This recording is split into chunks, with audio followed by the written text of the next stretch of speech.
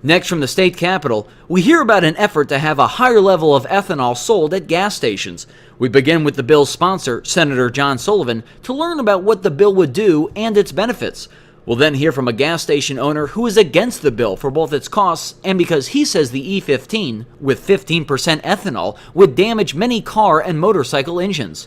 This runs about 15 minutes. Senator John Sullivan, thanks for joining us again on the Illinois Channel.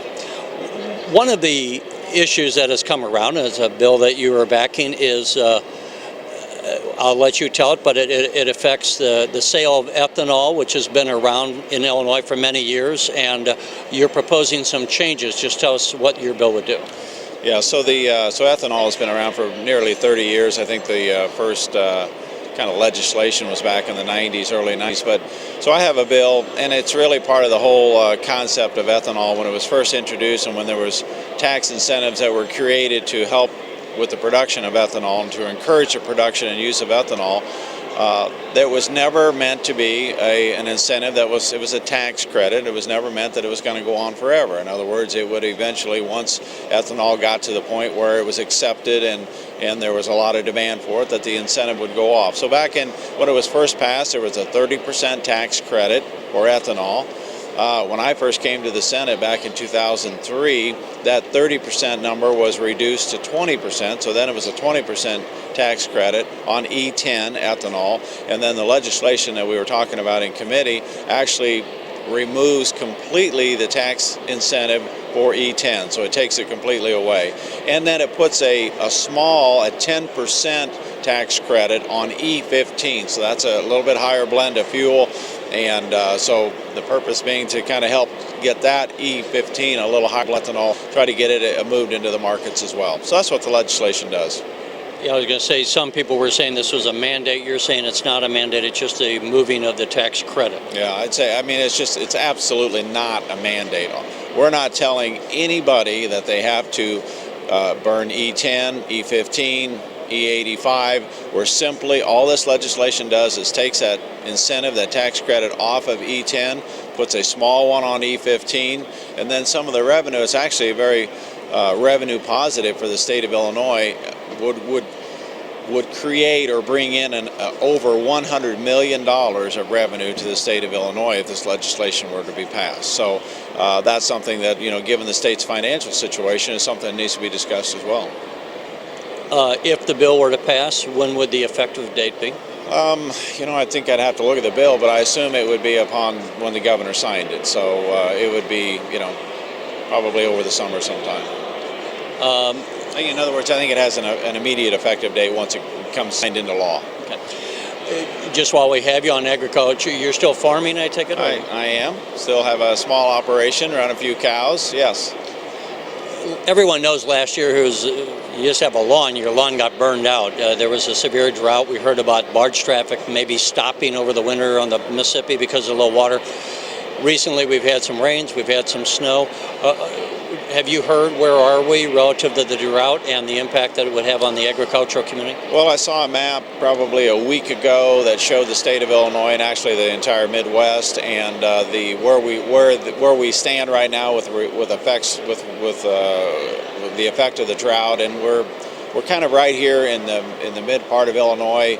We're kind of on the edge of everything south and east of us is pretty much out of a drought. They're no longer considered a drought. You go north and west, there is still lingering drought effect, as far as precipitation is concerned. But since that map came out, we've had some really good rains over the last couple of weeks, and so I'm guessing. On my farm, I have a pond that was as low as I've ever seen it since in 20-some years since I've lived there. And just over the weekend, I walked back to look at it, and it is actually full, running out of the overflow pipe. That's the first time that's happened in over 2 years. So I think that with the moisture, we've had a lot of snow, we've had a lot of rain. I think we're in pretty good shape. We're certainly in a lot better shape going into this planting season than we were the last year. And let me just briefly tie the two together. Why do we raise the ethanol level within gasoline? What is the purpose of doing that? Well, a couple of reasons. First of all, at the federal level, the federal government has said they passed legislation several years ago that says that they want to get to, I believe it's $30 billion of ethanol to be used by the year 20. I don't know, in several years. I can't remember the effective date. So that's one thing that's kind of driving this discussion. Number two, ethanol is obviously a renewable fuel. It's cleaner burning, it's better for the environment. And so, you know, if you look at it, reducing our reliance on foreign oil, that's something that certainly that we are looking at it. And because it's a renewable fuel, in other words, it gives the farmers and the corn growers the ability to have another use for their product that they raise. That's some diversity as well. Senator John Sullivan, thank you. Yep, you bet, Terry. Good to see you. Carl Adams with Airco. You're out of the Quincy area and you sell gasoline, and you're here testifying today on this bill SB 52 that would change the incentive from E10 to E15. You're opposed to that. Can you give us in short, why are you against that? Well, our storage tanks and our lines will not handle an E15. To replace those tanks and lines that are perfectly good would cost millions and millions of dollars. We do not see the incentive to change from an E10 to an E15 as it reduces the mileage by 5% that a consumer would get. So a consumer, if they're going to pay the same price for an E15 and their mileage goes down 5%, it's bad for them. You had indicated that there's a gasoline is which I think most people would understand is very price sensitive. You being on the Missouri border, lose, you say, quite a lot of sales to Missouri, which has a lower gas tax, right? Yes, Missouri, Iowa, our surrounding states, Kentucky do not have sales tax on gasoline. Illinois has a sales tax on gasoline, and it depends on the rate in the community. In Quincy, it's 7.75% that goes on to gasoline that bordering states do not have. It makes us uncompetitive with other states. And again, what testimony or what evidence do you have that Illinois is losing gas sales to these other states? Well, in the flood, when West Quincy was underwater, the volume in Quincy, Illinois, our volume of gasoline in Quincy, Illinois, went up 305% in one day, and held until West Quincy rebuilt. There was some testimony that going to an E85 would also corrode some of the delivery lines, as I understand. I'm not sure if it was the tanks as well. What problems do you foresee from a structural standpoint with that higher level of gasoline if E15 were mandated? Well, again, our systems will not handle anything higher than an E10.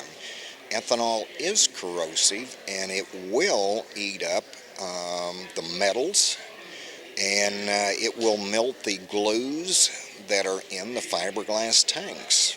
It will also do the same to a consumer's car if it's not manufactured to run on an E15 or E85. And what about the argument that Senator Sullivan was making that he's not really mandating, they just want to change the tax incentive from the E10 to the E15? In essence, what's wrong with doing that? Well, it is a mandate when you are going to put the incentive on the E15 because the consumer wants to save as much money as they can on gasoline. It's very price sensitive. And if the incentive is there and one retailer starts selling an E15, we all have to be competitive. There was some discussion, some people were saying basically, and I think Senator Sullivan said this, that everyone's using the E10 or the E10 marketplace is maxed out, so they wanted to move the incentive. What is the, in your estimation, would people still buy the E10 if they didn't have the tax incentive?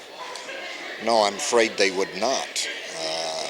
In fact, the industry may revert back to a clear gasoline. And by clear, you mean what? Straight gas, no ethanol. So where the environmental concerns are saying we will be more environmentally protective of the environment by going to a higher alcohol level, if I'm hearing you right, you're arguing you might have a diminishment of that because people would go not up, but they would go just back to a gasoline that has no alcohol. Very possible. All right, well, thanks for joining us. You're watching the Illinois Channel, an independent nonprofit corporation formed to provide gavel-to-gavel coverage of Illinois state government and other public affairs events taking place across Illinois.